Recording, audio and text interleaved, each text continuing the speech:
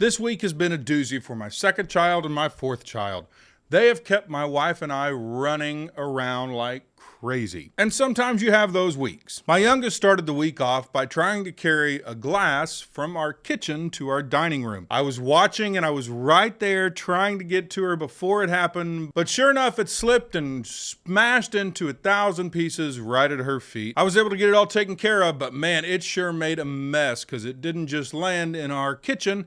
It went everywhere, because you know when glass shatters, it doesn't just stay in one location. It's all over the place. And with 4 little sets of feet running around, you don't want to miss one little sliver because you will hear about it all day long. The next day I was at work and my wife sent me a video of our youngest again who had climbed into the bathroom sink and decided to give herself a bath. She was sitting in there looking at herself in the mirror as the water is just cascading over her PJs and she is splashing around happy as can be. By Wednesday, my wife was tired and asked for a break. Instead of having to cook dinner, she said, "Why don't we just meet at the Mexican restaurant and we'll have a nice night out." Like I said, my fourth child was not the only one who was in on the devious activities this week. My second decided to try and get creative with her seatbelt on the way to the Mexican restaurant. I'm driving to meet her there and we're both about 5 minutes out and she calls me and I'm thinking, why is she calling me? Is she wanting to change locations?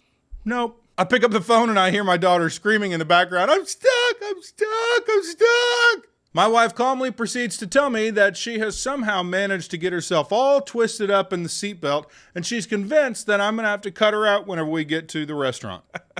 So I open up the door and I look and I see my second sitting on her knees, staring out the back of the van, crying, saying, "I'm stuck, Daddy, help me, please, I'm stuck." At first, I don't think anything of it because she was able to get herself twisted in there. Surely I can get her untwisted. But we've got an old fickle van, and sure enough, that seatbelt locked up in the back, so we didn't have any give to help unwind her, and she literally was stuck. So for the first time in my life, I had to cut somebody out of a seatbelt, and it wasn't because it was a life or death situation. It was because they just wanted to have fun trying to tie knots around themselves with a seatbelt. Well, after rescuing her from the seatbelt debacle, we walk into the restaurant, and as my wife and I sit down at the table, we laughingly said, "The trough is clean."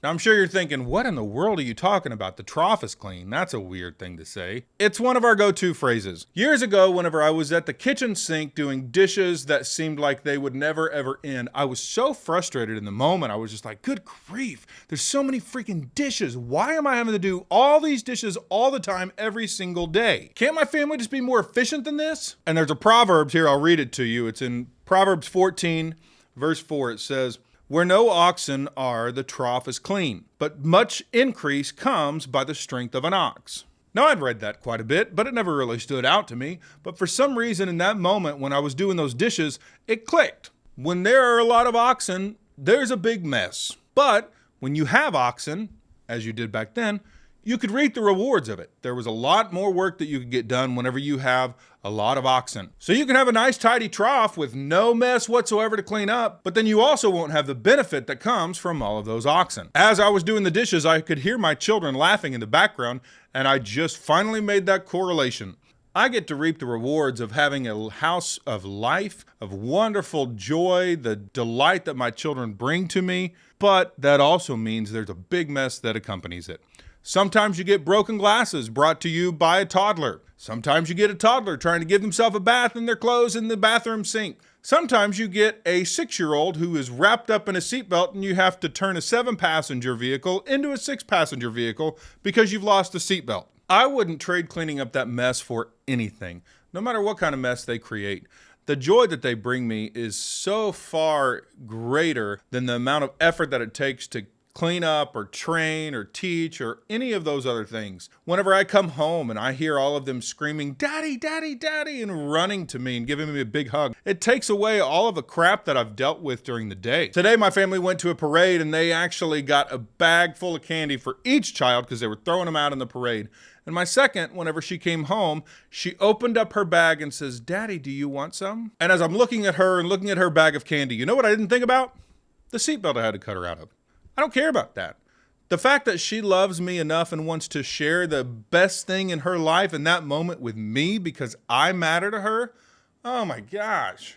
What are you going to do with that? She could have asked me for anything in that moment, and because of how much love I felt for her and how much I felt from her, I would have given her anything. Just for clarity's sake, I'm not calling my children oxen. They are not beasts of burden. But what I mean is they bring me so much more to my life that I couldn't have if I had a clean house, if I had clean clothes, if I had a clean car.